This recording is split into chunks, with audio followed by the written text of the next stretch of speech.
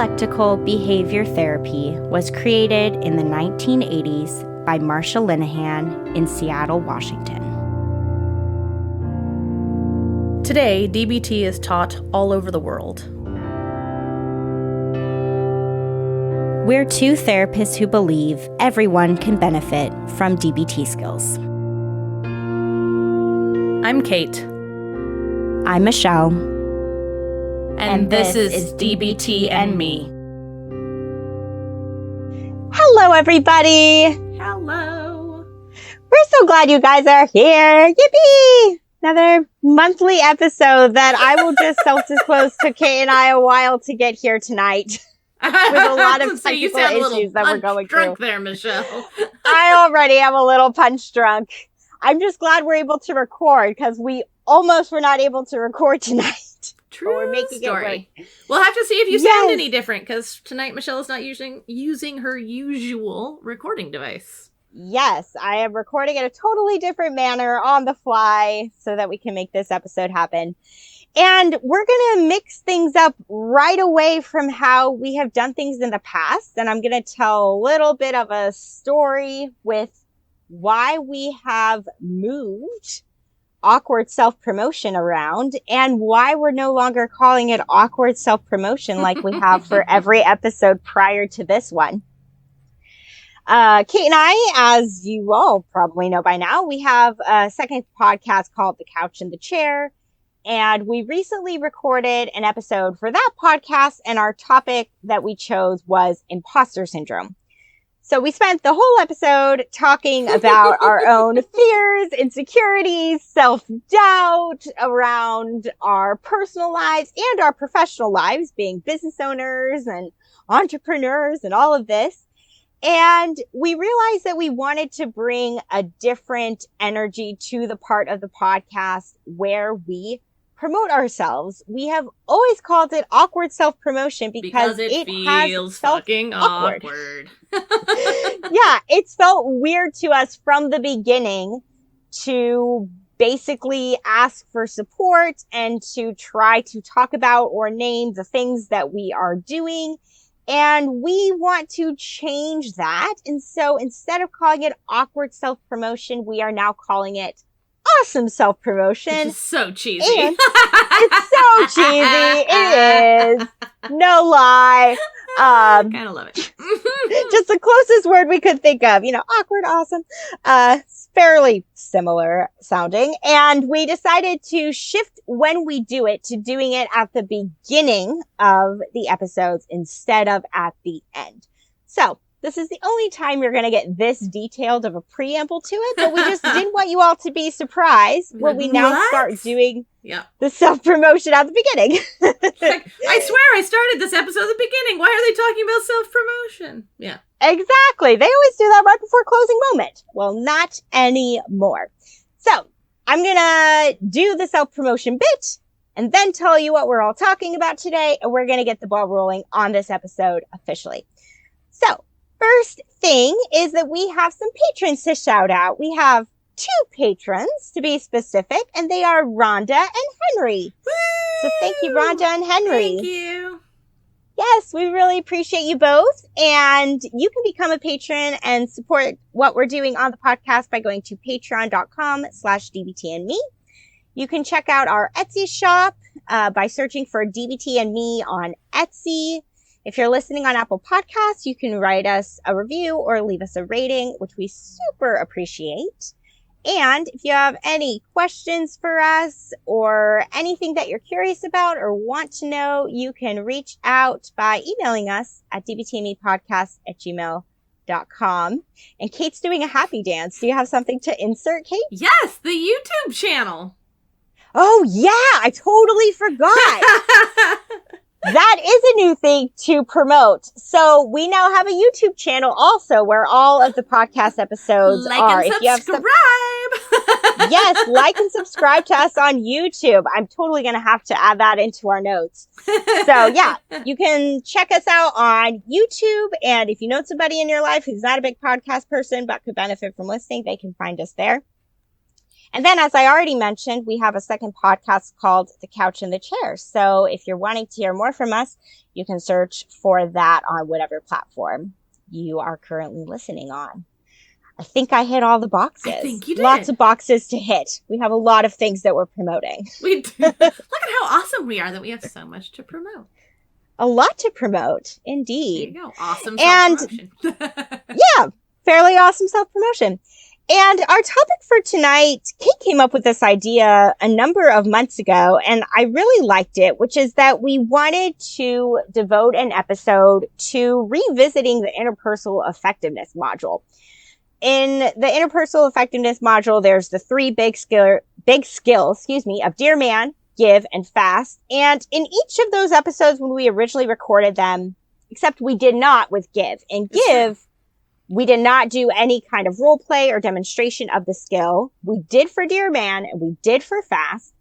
But we thought it would be really helpful to create an episode devoted to just giving more examples of how to use these skills. We get lots of questions about these skills.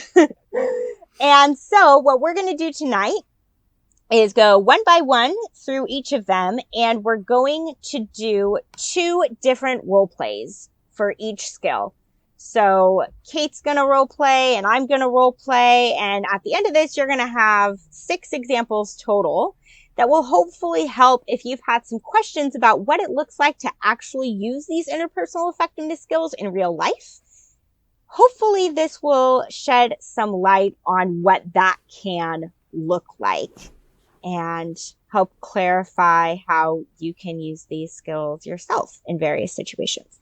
That's our hope with this episode. Fingers crossed. I mean, there's nothing to be done about the fact that scripted role plays are never going to feel or flow quite like nature. But I will say, especially with the first one, so I'm going to jump right in with doing a tiny little review of what Dear Man is.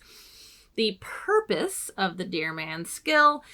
This is meant mainly for asking for things. It can also be used to say no to things, though Michelle and I both, I think, prefer Fast for saying no to things, but technically Dear Man is flexible, but I really see it as the asking for what you want or need in whatever relationship it is that you're addressing in that moment.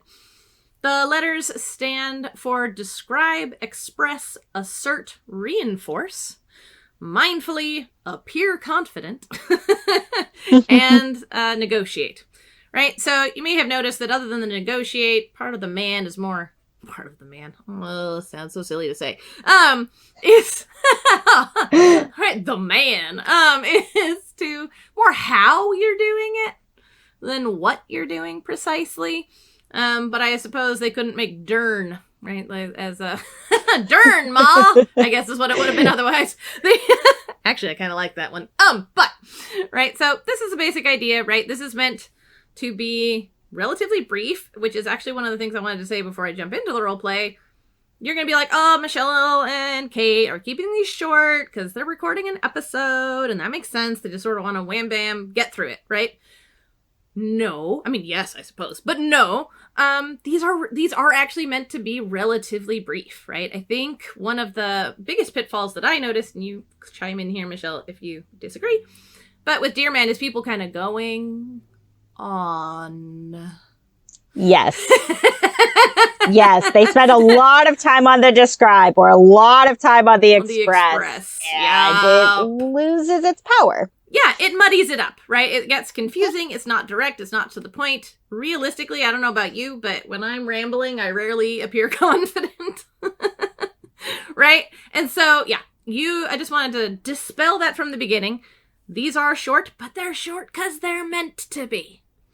Not just because of the constraints of Michelle and mine's time this evening. Mm-hmm. So, yeah, for Dear Man, we're both going to model using the skill, the scenario in which I'm going to attempt the skill is essentially asking my boss for a raise. Michelle will be my boss. How exciting. You're not the boss of me. No, and yeah, we'll go from there. So, hey, Michelle. Hi, Kate. How are things going? Not too bad in some regards, but there is actually something that I was hoping to discuss with you today, if you have a moment. Sure. What's going on? Excellent. Thanks so much for your time. So, I've been here 5 years now, and I've only received one raise in that time. This is making it really financially difficult for me to actually remain at this job, in this company, as well as honestly being emotionally disheartening due to feeling as though I'm not valued. I would ask for a raise that is at least enough to catch up with the change in cost of living since I received my last raise 3 years ago. If that can happen, I see myself being able to stay with the company for much longer. Is that something you can do? I mean, Kate, it's really tough right now. You know that we've had a lot of people leave and we're having to then, the costs of hiring new people on. I really don't know if that's in the cards right now. I can appreciate that. Obviously, I do see kind of what's been going on to the company. And I know that 3 years worth of cost of living as a raise all at once could maybe be financially difficult. So I would be willing to accept basically a series of smaller raises over the next year if the company can't do that entire raise all at once. I mean, it's possible. I'd really have to check with some people higher up and see what we can do. I mean, I know you're a good employee, and it has been a while since your last raise. I get it. I understand where you're coming from. So I'll see what I can do. I can't make any guarantees, but I'll try. I appreciate that. Thanks, Michelle. And thanks again for your time. Sure. Ta-da! The end. All right. Your turn. Only I don't know what you're going to say because I at least took notes, Michelle. Yeah, I did not take any notes. I don't have the Dear Man script here written out for myself. So Michelle's on hard mode. Yeah, I'm making this up as I go along. So the scenario that we're now going to be playing out is, let's say that Kate is my partner. And Kate's been coming home from work late a lot. And I'm going to be asking her to see if she can come home more on time at the end of the day. Okay. So let's say you walk in the door, Kate. Coming home from work. Hey, honey, I'm home. Oh, hey. Can you come in here real quick so we can chat for a minute? Sure. You don't sound so happy. What's up? Well, I've noticed that, for the last 4 nights this week, you've been coming home more than 30 minutes late from when you typically do. And it's honestly like, I'm starting to worry about you when you're not coming home on time and I'm not hearing from you. So I would just really appreciate it if you were able to come home earlier like you typically do. That would just really mean a lot to me to have us spend more time together in the evenings if you got home sooner. I mean, I love time with you. I love being at home. That said, the boss has been asking extra time of me. I definitely am not avoiding home, but I don't know if I can get here any sooner in the near future just because of the demands at work. Do you know how long those demands are going to be on the table for? Like for the next week or like the next month, or when things are going to go back to normal? I think the boss had said that this sprint is going to last about another 2 weeks, unfortunately. Okay. Well, I mean, that's good to know that there is a light at the end of the tunnel, but maybe if you're able to just send me a quick text when you're leaving, so then I know when you're actually on your way, that would really mean a lot to me. Yeah, I could do that, or let you know when I leave work, or just let you know maybe at the end of the day about how long they think they're going to be needing us for extra, just so you're not worrying. Yeah, that would really help. Then I can plan dinner and know when you're going to get here. So yeah, I would really like that. Okay, I'll do my best to communicate better. Thanks. I like how I'm making the facial expressions. The end. Ta-da. No, good job on the fly there, Michelle. I could notice all the letters. Let's see. A few things to notice. I noticed that both you and I, to an extent, I think we're focusing on our downtones, which I think is something we mentioned originally in the Dear Man episode, but it's super important to that A, right? That appearing confident bit. If every sentence that we were saying, whether it was a question or not, was going up, right? I'd like a raise. I haven't gotten one in the last 3 years, right? If that could happen, then that really undermines the, that sense of being, confident, or at least seeming so. So that's something I noticed we did well. Was there something you noticed we did well, or something you noticed that maybe we could do better, since we don't practice the actual role play of these too often? I think we both did a good job. Because Dear Man doesn't touch on this, but I think it's important, and we both naturally do it a little bit. And I think we did this in the Dear Man episode too, is there's this opener a little bit. Before we even do the Dear Man, there's this opener of, hey, do you have a minute? Hey, can you come in here so we can talk? There's that little opening piece, and it might seem silly, but it is really important when you're making a request of someone to make sure that the person actually has time and willingness to hear you. Like in my example, if Kate had come in the door and if I was like, hey, can you come in here? We can chat a little bit. And Kate was like, no, I really got to go take a shower. Or like, we just set these things down. I have to go to the restroom. I can come back down in a few minutes. Yeah. Yeah. It would not probably go over so well if the minute Kate walks in the door and she's like, hi, honey. And I'm like, hey, so it's really been bothering me, right? Or like, you've been coming home late every night this week.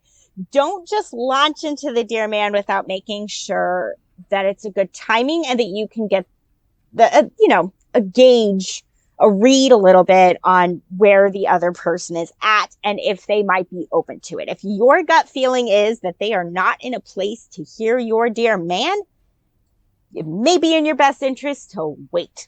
Yeah, if at all until possible. until a better opportunity comes up. Because otherwise you're kind of setting yourself up, I think. Yeah, totally. It's just not going to be as well received. Even if you do it really well, it might not be well received. The other thing that I think is interesting is that, and we say this in groups all the time, we probably said this in the Dear Man episode, but the end piece, the negotiating piece, you spend about as much, if not more time on that one letter than you do on the whole Dear. Yeah. And we did that negotiating piece pretty quickly for the sake of the examples. Then you go, fair enough. That part is shorter for the examples than it might be in real life. That part is shorter.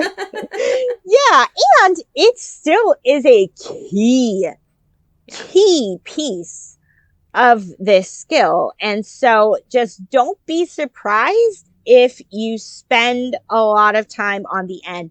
People typically do a lot of preparation for the Dear. Yeah. They get that opening part down. But if you haven't thought at all about the end, then that's when you can get really hung up and potentially risk not having your request be, what am I trying to say? Accepted? Like, basically happen. Yeah. Yeah. I would say, like, you tell me what you think, but, which I've said like 5 times already somehow today. I would say prepare at least 3 alternatives for the negotiate. If you're really sitting down to prepping and not doing it on the fly to like sort of use Dear Man to organize your thoughts, but it's a conversation that you're actually preparing, to go into. I think 3 rebuttals is nice. Past that, you might just be like, let's table this for a minute and we can come back to it later. Right? Because just be like, offer a thing, no, offer a thing, no, ask for a thing, no, right? Like, you're both gonna get frustrated if you go through that, too many times. But I think, being ready to come up with at least 2 or 3 alternatives. And I like it because I think, mine was still getting the same thing, but over, I just had it go out for a longer period of time. I thought yours was great because you had to sort of pivot around me saying like, not actually possible, just can't do the thing at all. So you changed your ask entirely to still address the same emotional thing, right? Basically the part of the express, something that still addressed that for you. But yeah, we only pushed back once. That is for time. But I think having 2 or 3 in your back pocket, if you have time to prepare, is a good idea. I would agree with that. I think that's a good rule of thumb. And isn't there something about doing the reinforce again too? Like if you need to? I believe so. Something about that rings a bell for me. I honestly think I was just conceptualizing it this way as we're talking about the negotiating part of this. When it's time to negotiate, and so, right, you do the deer. As you do the deer, you're doing it in a mindful, appearing confident sort of way. You do the deer, and the person might instantly say yes, right? Me as Kate's boss, I might have instantly been like, absolutely, yes, we would love to give you a raise. And the raise that you're asking for is completely reasonable. We will get that going. And then Kate doesn't need to negotiate at all. She's getting exactly what she asked for. No problem there. But I was actually just thinking about it with the negotiating piece. When it's time to do that, if you do get a no answer in any kind of way, honestly, switch gears a little bit to fast. Because you do want to make sure that you're being fair to yourself and the other person. And we're going to be getting into all of this in just a little bit. But you don't want to apologize. You want to make sure that you're sticking to your values and being truthful about what's okay for you and what's not okay for you. And I really think that in my example, with you coming home late from work, I had to be fair to you. Yeah. It wouldn't have been fair if you're like, the boss is telling me I have to work overtime for the next 2 weeks, for me to be like, absolutely not. Like, I need you home at 6 o'clock. I don't care. That wouldn't have been fair to you. Yeah. So it was this consideration of, okay, you're in this position. Well, how can I still get my needs met while you're stuck? And then you were trying to do that too, though, of like, well, maybe a smaller raise over time instead of this big raise at once. So that's going to be too much on the company. So it really brings in some elements of fast when you're negotiating. That's true. I also think, like, in retrospect, because of course retrospect, hindsight's 2020 and all that, that neither one of the pushbacks that we gave did a great job of maybe provoking the other person to really have to practice the mindful bit in the, like, stay on the one topic, like, don't get diverted kind of thing. So it could have been something like, if you're like, you've been coming home late and it's making me unhappy, I could be like, why does it matter if I'm coming home late? Not like you ever get dinner on the table on time, right? Like, true. I could have been antagonistic and, tried to divert us onto another topic, which would have given us more of an opportunity to showcase the M, which I did not think about when I was scripting my part. But that's something we'll have to keep in mind for future. Yeah, who knows? Maybe we'll just groups. keep doing role play stuff too. Oh, that's true. You're right. I don't think we do that much in groups either, do we? We try to be really nice with the pushback, but that is a really good point, that when you have pushback that has that specific flavor of diverting and completely changing topics, right? Like the boss wanting to, I don't know, perhaps be like, well, Kate, you called out sick X number of times, or there have been these concerns I've had about your performance. Well, one could make the argument that perhaps that is on topic because it's stating reasons for you not getting a raise, but at the same time, that could be a totally separate conversation. Yep. About performance later. Let's keep it about the raise, yes or no. Which could be the same thing. You're like, we can discuss your issues with my dinner delivery service at a later time. We're sticking to this for now, right? So yeah, I guess we didn't do that. Yeah. Oh well. Well, hey, look at how nice we are. Do it next time. All right. Well, speaking of being nice. Oh yes, good segue. Thanks. The next one we're talking about is give. So, as a reminder, with give, the 4 letters stand for being gentle, acting interested, validating, and using an easy manner. So, we use give for so many situations. Give is a great default when it comes to communication, because give is going to be used whenever we're wanting to improve a relationship that we have with someone.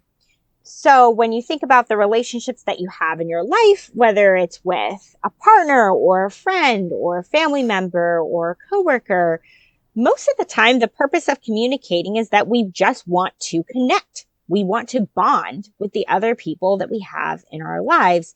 And Give is the way to do that. Give can also specifically be great when you are needing to apologize to someone or repair a rupture that's happened in a relationship. It can also be really great when you are meeting someone new and you're trying to get to know them and you're trying to get a relationship started. Give can be really great for that too, to help the other person feel comfortable with you and to show that you're somebody that they might want to get to know better. For this role play, we are going to do this the same way that we do in our DBT groups. What we do in our DBT groups is we split participants off into pairs. And what we tell them to do, we set a timer. I think we set the timer for like somewhere between 3 to 5 minutes. And we tell person number 1 to talk about something. Anything that's going on in their life. They get to just talk about it for 3 to 5 minutes. And then person number 2 gets to practice Give. So they get to be gentle and act interested and validate and use an easy manner with person number 1. And then the roles reverse. Now, this is a little difficult in the podcast because so much of acting interested is about body language. Yeah. And you all can't see Kate and I, so you're not going to really know if we're practicing the I, but hopefully you'll really be able to pick out some validating statements that we're going to give each other and hear a couple things that are, easy manner type of comments and just in general feel like the whole thing is really gentle. As a reminder of what easy manner is basically trying to just be yourself, be real, be you. If it's appropriate, add in a little bit of humor. That's really what we're talking about with easy manner. I didn't really give a refresher on what we mean by that, but easy manner is not a common term used in everyday language. So we're just going to take turns doing that. Kate is first going to talk about something going on in her life, and then we're going to switch, and I'm going to talk about something in my life, and each of us are going to just be really validating for the other. Okay, let's see. What do I want to talk about? So, Michelle, you know that Robert lost his job last week. Yeah. And the thing, honestly, that is impacting me the most about that is losing the healthcare plan, like losing the health insurance that we had through that job.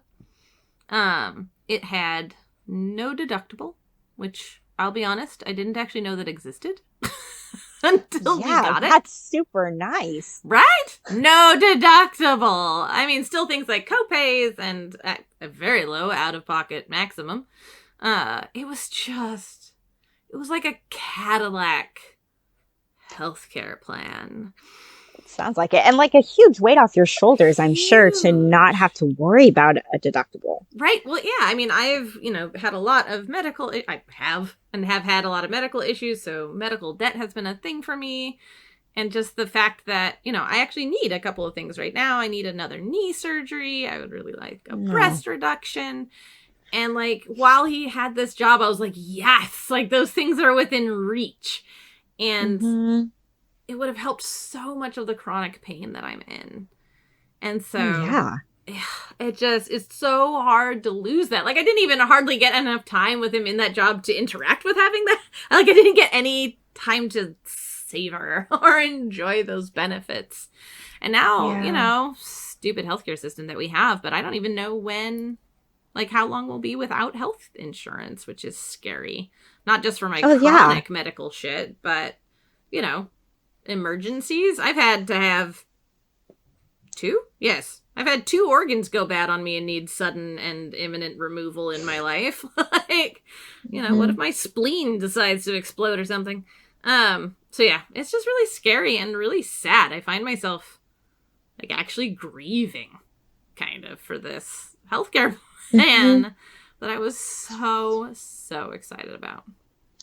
Well, yeah, to have such a good healthcare plan just be there one day and then basically almost be gone overnight the next because of him losing his job.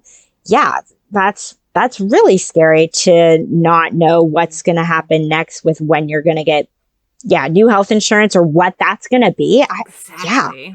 I would be super scared too. Thanks. Yeah, the last one had $4,000 deductible. So Ooh. You had something back. way better with this one. I don't want to go back. Now it's gone. Yeah. Oh. How about you? How's your life these days?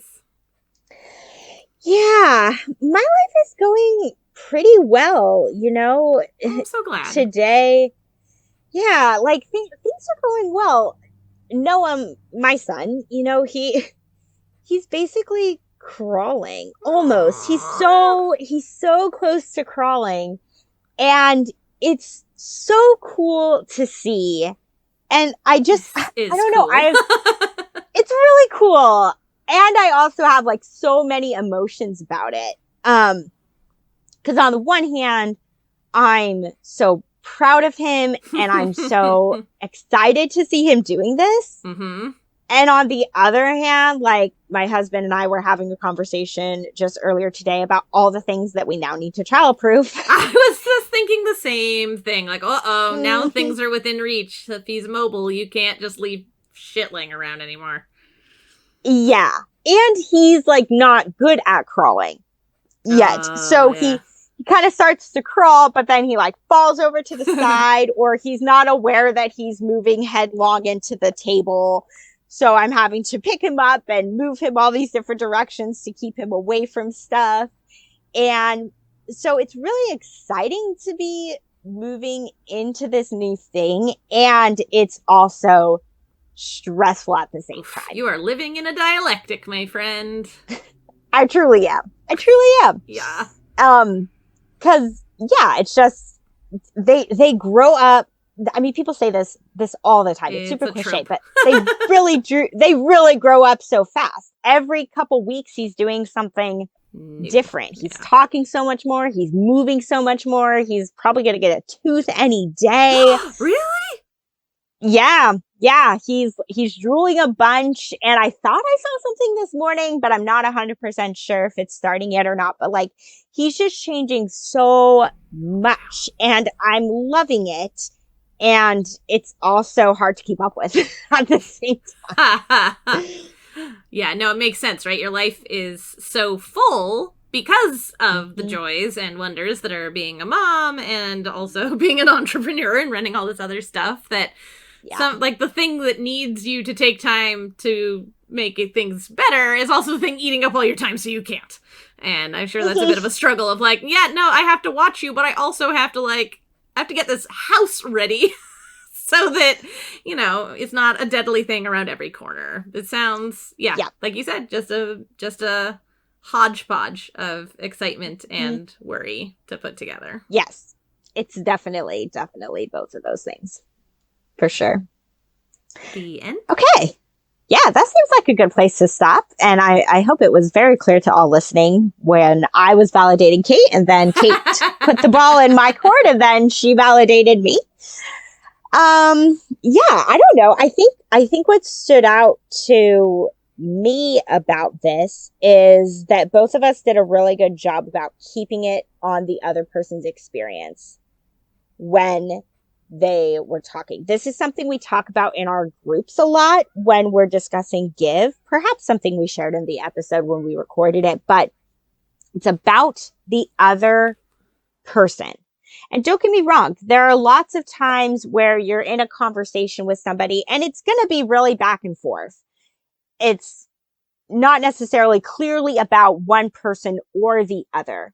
But there are these circumstances where you do really want to put the spotlight on the other person. If somebody in your life is going through a hard time and they're calling you up to share about it, or, again, if you're getting to know somebody new, really try to give them the floor for a little bit without too much interference from you. And I think we both did a good job with that. Like, it's not as if when I was sharing about, oh my gosh, my son is starting to crawl, that Kate was like, oh yeah, I remember when my nephew's started crawling and then went into this whole story about her nephews and how one of them, ran into a table and bonked his head or something.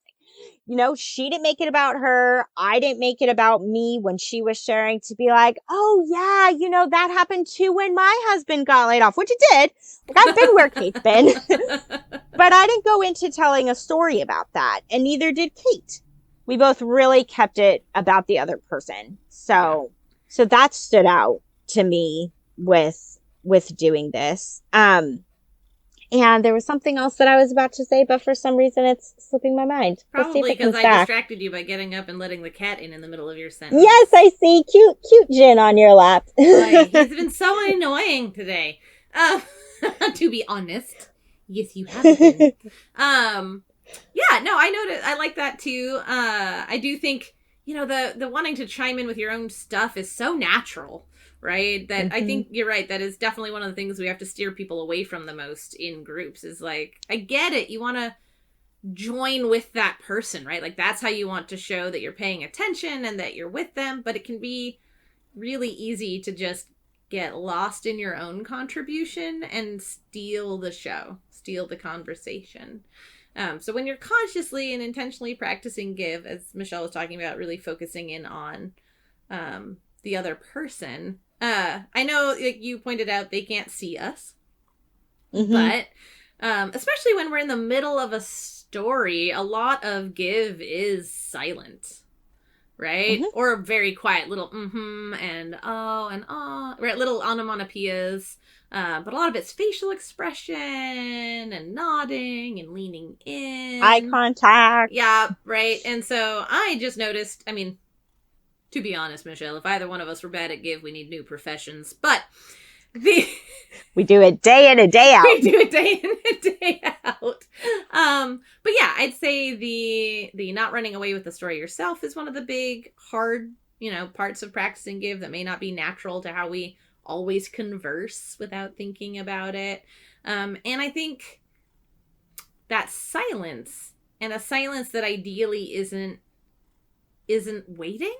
Does that make sense? Like, I don't know if you could tell with me, or I could certainly, I think, tell with you, but I'm certainly guilty of not doing this sometimes, where you're listening to someone else talk, but really you're just waiting to say the next thing you have to say. Like you've got your words all queued up, and that's kind of where you are living, is in your own mind, waiting to say your thing. And yeah, again, I've so totally been guilty of this myself, so no stones being thrown here. But that can really undermine give, I think, right? Is because you're not really appearing interested necessarily, right? Sometimes that kind of mindset can show in a less leaning in, less intrigued looking facial expressions. So while this is something, entirely internal to watch out for as a pitfall of give, I think really trying to not pre-plan your responses. Right? Like just being in the moment, listening to the person, and when they pause, right, when it's time for you to respond, then say something, right? Instead of like, all right, I'm going to say this, I'm going to say this, I'm going to say this, I'm going to say this, I'm going to say this. When are they going to stop talking so I can say this? So I don't know how to say that stood out for me, but it was something I was thinking about as something that can be difficult about the skill that I wanted to bring up. And I do think sometimes there are external cues when that's where someone's brain is, and I didn't notice that in either one of us, at least. So, pats on our back, I guess. Yeah. Did you remember the thing you were thinking of before? I did remember it. The other pitfall that Kate and I see with give sometimes in groups that we've learned over the years of teaching this skill, we have to really explicitly tell people to not do this, is to not give advice. How did I not think of that? You're so right. We see it a lot, and people are well-meaning, and they're trying to show the other person, I'm so in this with you. I hear how much you're struggling. I have something to offer that I think could really help. Yep, exactly. I want to help. I want to be here for you. That's what people are trying to convey.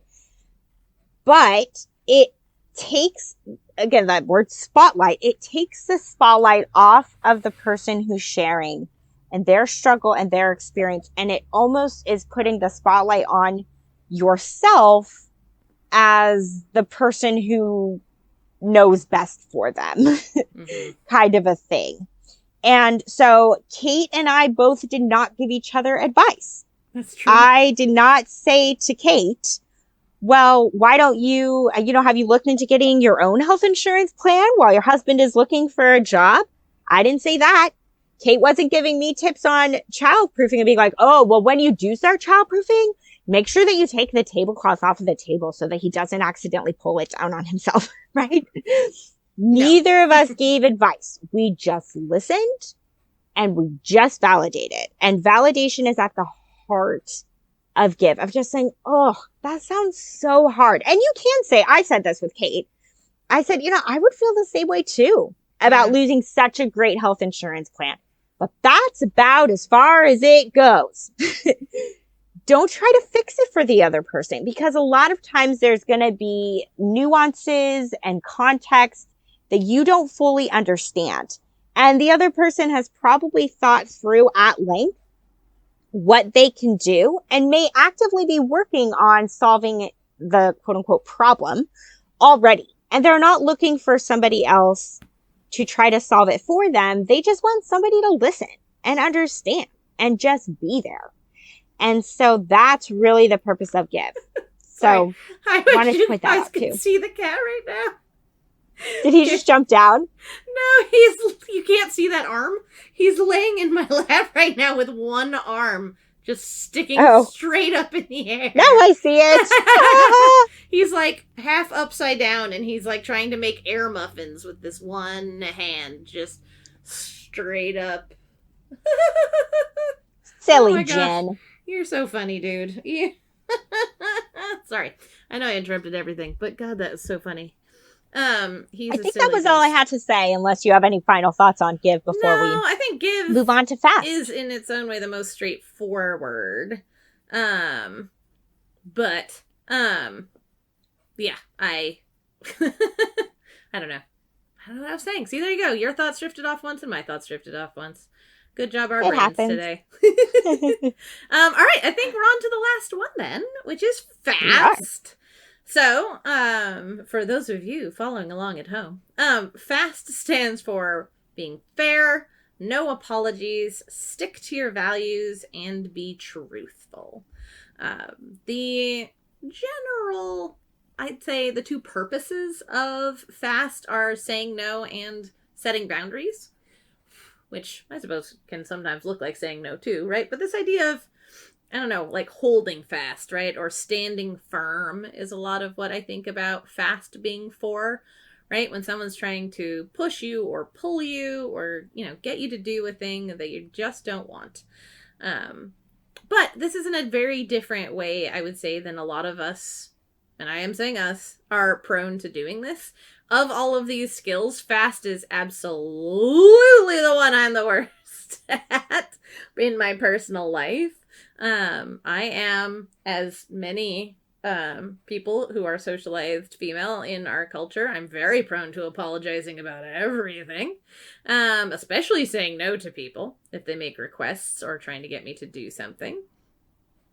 And I would say not as often, but a time or 6 in my life, I've not been truthful, right? It's easier to tell a friend, oh, I'm so sorry, I already have plans that night, than it is to say, you know what, I'm just burnt out and don't feel like going out, right? That's just easier sometimes, right? Like, oh, I don't want to hurt this person's feelings, right? I don't want them to feel unloved or whatever, right? So I definitely think there's a lot of potential pitfalls to FAST, and I have certainly been guilty of accidentally apologizing in the middle of role plays where I'm trying to practice this FAST. One is, it's so hard. Even in front of groups. Like I think both of us actually have totally apologized accidentally. And then we start over. We start over. Rewind, and we do it again. So we'll see if we have to start over at all tonight. But yeah, FAST is all about realizing that we have a right to say no and set our boundaries, I think, in the end, right? We can be fair to them and to ourselves, but without apologizing, sticking by our values, and being truthful.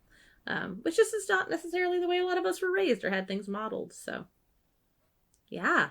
This one, Okay, this is right. You get to start by challenging me.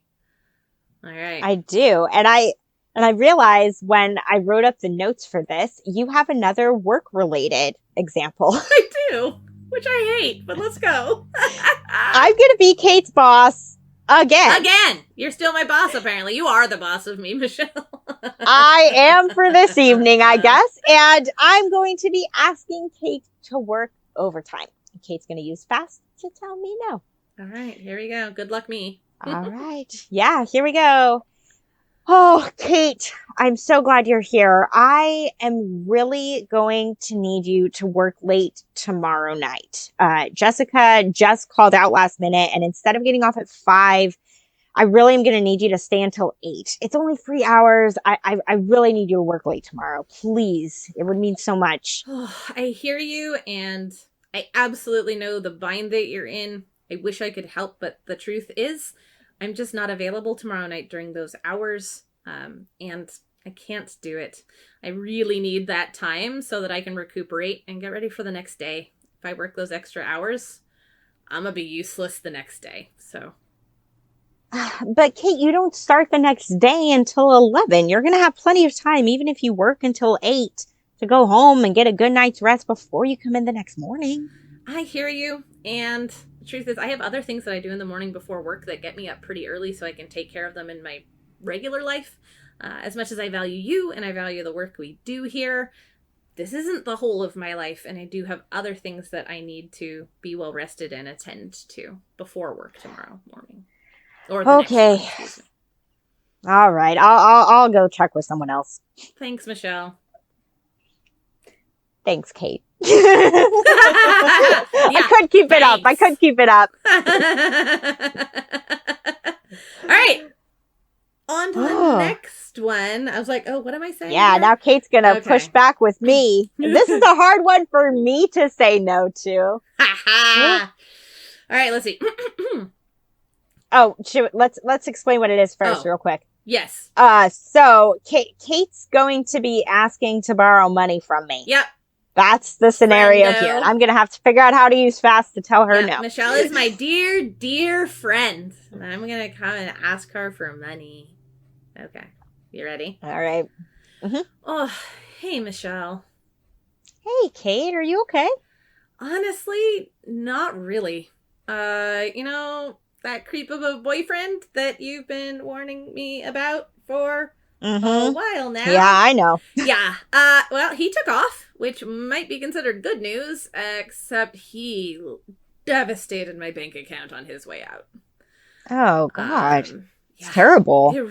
I'm really in a bind, and honestly, I'm just hoping that I can borrow some money from you just to get me through until payday next week, if that's at all possible.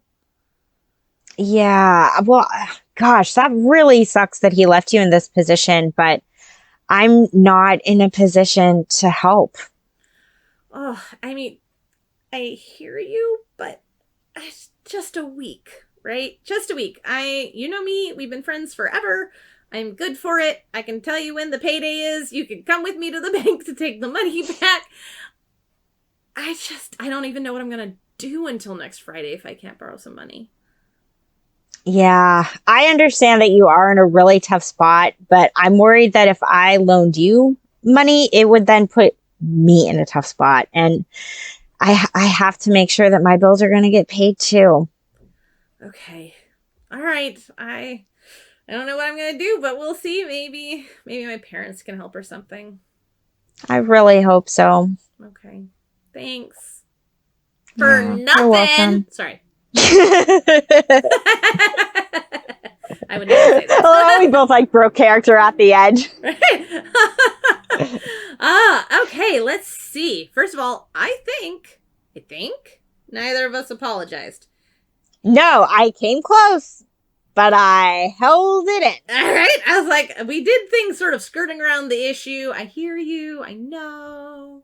That sucks. But we didn't apologize. And yeah, I don't feel like we made up stories. At least, I mean, we're making up stories. But it didn't seem like we were just like, I forgot my banking account number. And I cannot give you money. I don't know. Yeah, well, I could explain my internal dialogue perhaps a little bit, sure. because when I imagine if this were to play out in real life, Yes. right? Like, let's say one of my friends really did just have their partner take off and leave them in a bad financial position. Like the couple things that went through my head, one was being so close to saying, I'm sorry, I can't help you. Okay, really close. Yeah. But two was that I think especially with money, it can be really easy to lie and say we don't have it. Yeah. And maybe sometimes we genuinely don't have it. But let's say we actually do. Yep. And we just don't want to risk giving it to the friend. So I went back and forth with what to say. It would be legitimately true for myself that if I were to help out financially any of my friends to any substantial degree, it would probably then put me in a financial bind. Yeah. That was truthful. But I was also considering as something that would be truthful, and it would be, rather than just being like, oh, I don't have the money, which people say a lot, would be to say something like, you know, even though I do trust you, I've lent friends money before and it hasn't played out well. And now I just have a rule of thumb where I just don't lend money to people. That's a personal policy. Personal policy, right? Talk about sticking to value. So I considered saying that as well, but I didn't go with that one. No, I like that one. And don't mind me, play. I'm going to let the demanding cat out now because for those of you who might be counting, I guess we weren't recording earlier, this is like the third or fourth time that he has demanded. Ugh.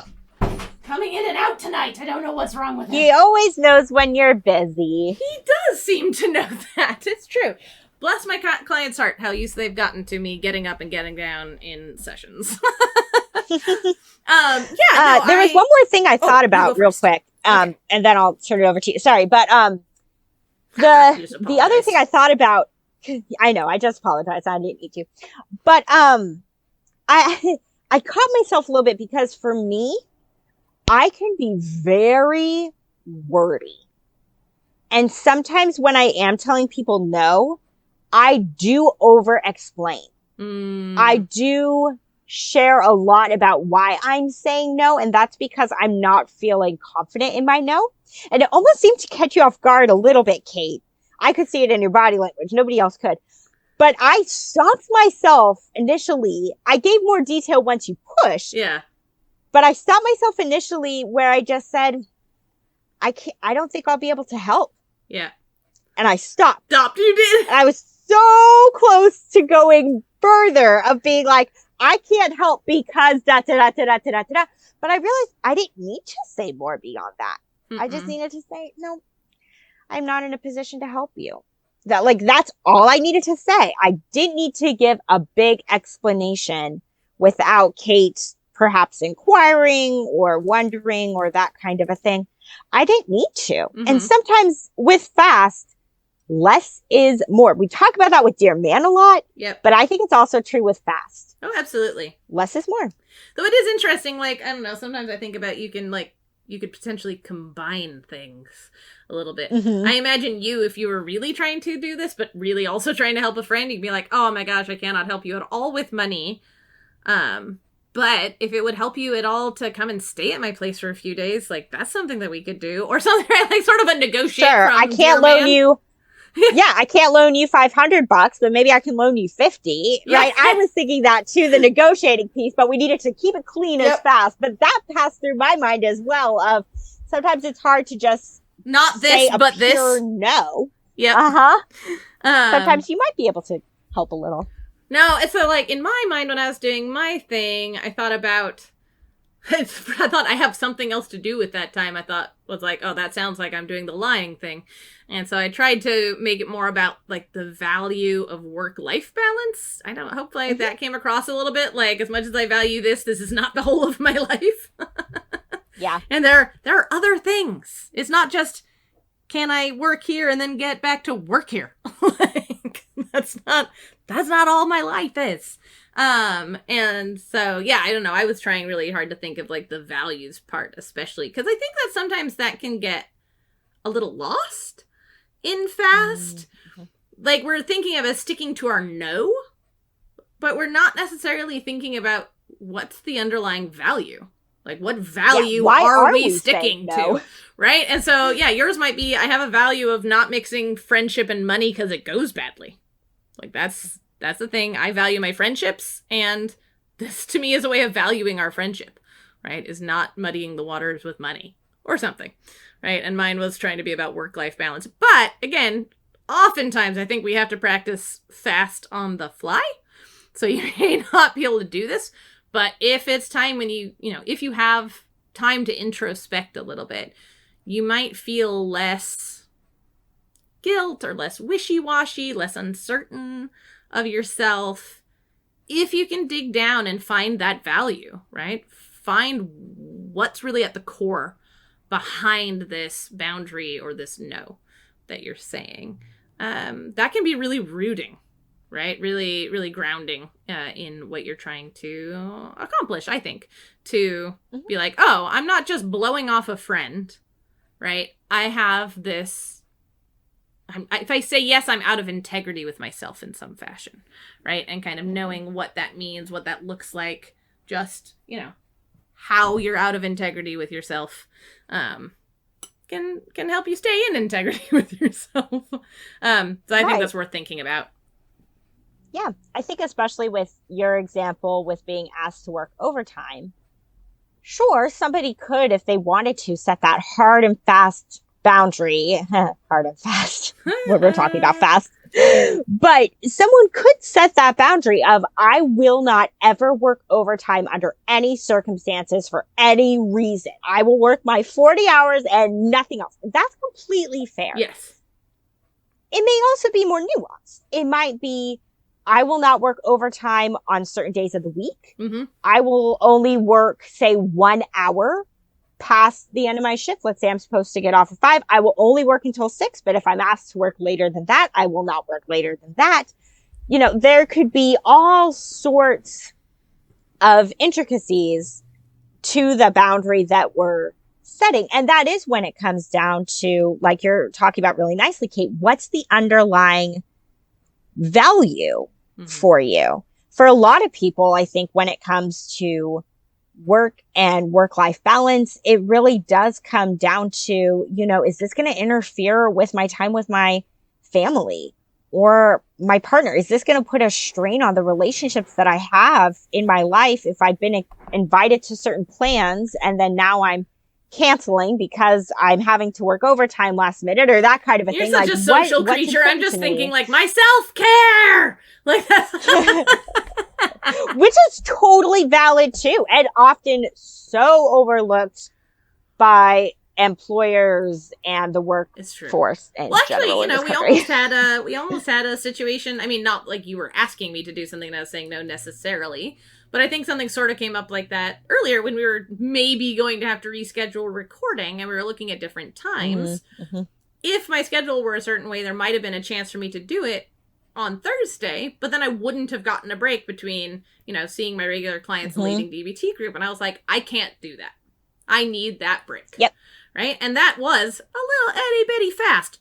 With whom? I don't know. Michelle wasn't be like, no, Kate, work, do the recording then. But right. That idea of just, finding the value and being like, okay, I might be tempted by what you're asking, or even maybe what I'm asking of myself, to which, by the way, we talk about give with yourself a lot. You can fast with yourself as well, by the way. Give is not the only one of the technically interpersonal skills that you can do with yourself, right? Because I get tempted to go against my own values for reasons that aren't necessarily other people trying to get me to. And I sometimes have to be like, all right, no, fair, not apologize, right? Like the whole thing. And like, nope, no, right? I'm sticking with my values here. So I do think that's, I don't know if I've thought about that before, but yeah, you can totally fast with yourself as well as give. Mm-hmm. Makes good sense. And honestly, I think what you're getting at is that it really is important to introspect and look at this for yourself so that when you are telling someone no, you're doing it with confidence and you're clear on what your why is. Yep. Yep. You know your reason for saying no. And when you are clear about that, then you're going to be able to better articulate it to another person. Yeah. Any last thoughts overarchingly about the episode or anything we were talking about? I don't think so. I just hope that this felt helpful.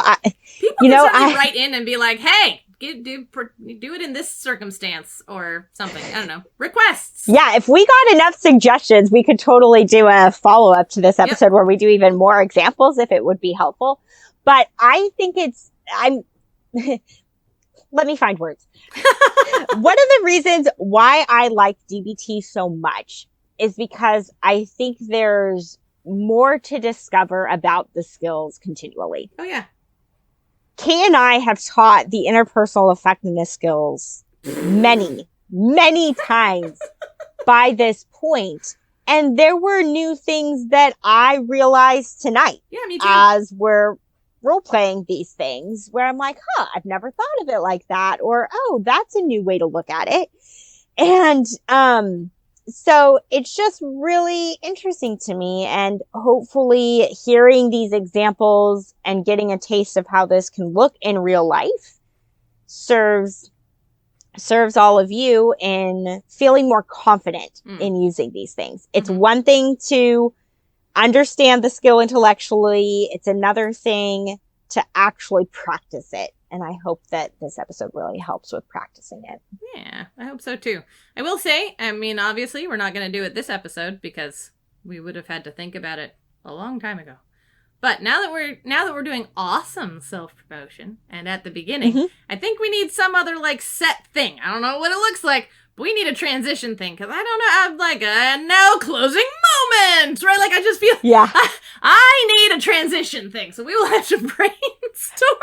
I think I have an idea. I'll throw it out here in real time thinking, while we're recording. Thing about the episode or thing that stood out the most? Yes, that's just what I was going to suggest. Yeah, exactly how, we were just acknowledging that we learn new things all the time about the skills.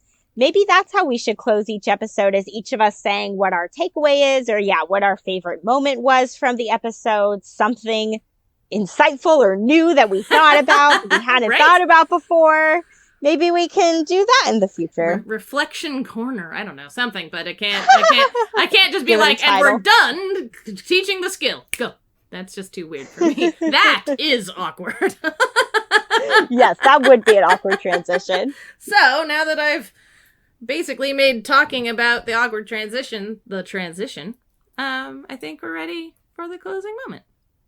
Yes, let's do it. Okay. So as per usual, just go ahead and get into some sort of comfortable position.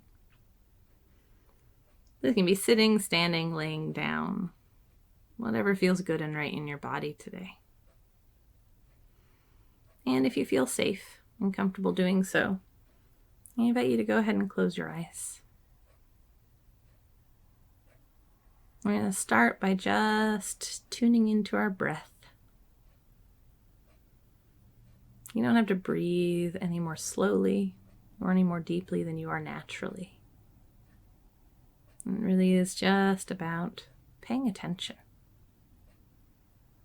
focusing in, really noticing and appreciating the rhythms and the sensations of our breath,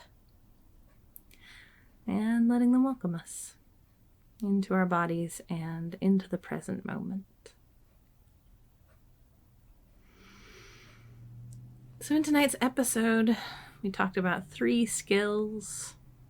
Dear man, mainly used for requesting things. Give, used to nurture or repair relationships. And fast, used for saying no or setting boundaries. So of those things, I'd like you to go ahead and pick one. Pick one of those 3 skills, probably the one you struggle with the most. As you were listening to Michelle and I talk tonight and do our role plays, what stood out? What do you think? Oof, yeah, that's hard for me. I want you to pick that one, whichever one it is.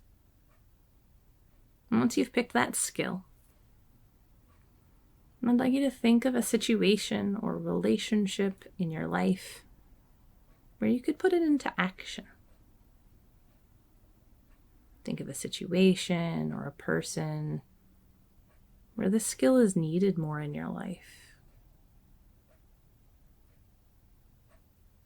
And once you have those in mind, I want you to go ahead and, imagine using that skill in that situation or with that person in that relationship. Much like when we're doing cope ahead, you're going to go ahead and try and imagine the other person behaving as close to their normal as you can imagine. But you're going to imagine yourself practicing the skill successfully. Checking all the boxes, just really getting it right. Imagine how that might look.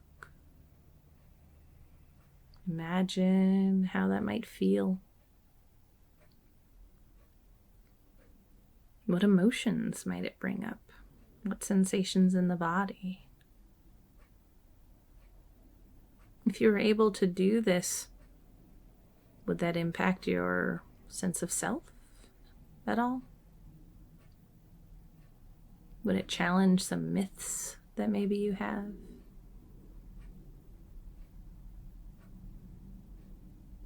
Whatever the other person does or does not do in your imagination or in the real world, all we can do is our best.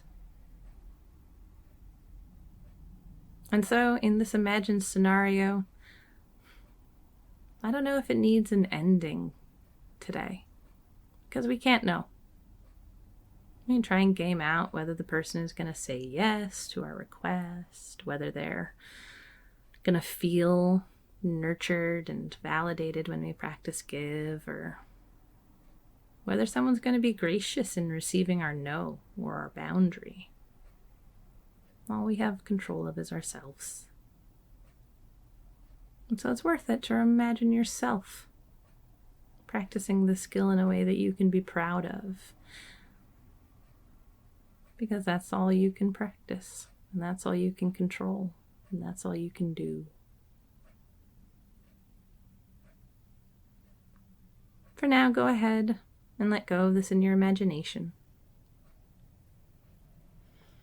Let that sensation, let that idea, let that scenario fade from your mind.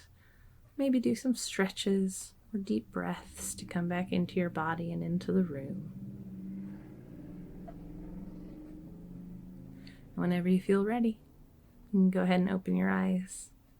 Thanks so much, everyone. Thanks, everybody. To learn more about us and the DBT skills we're teaching each week, join our Facebook group. Simply log in to your Facebook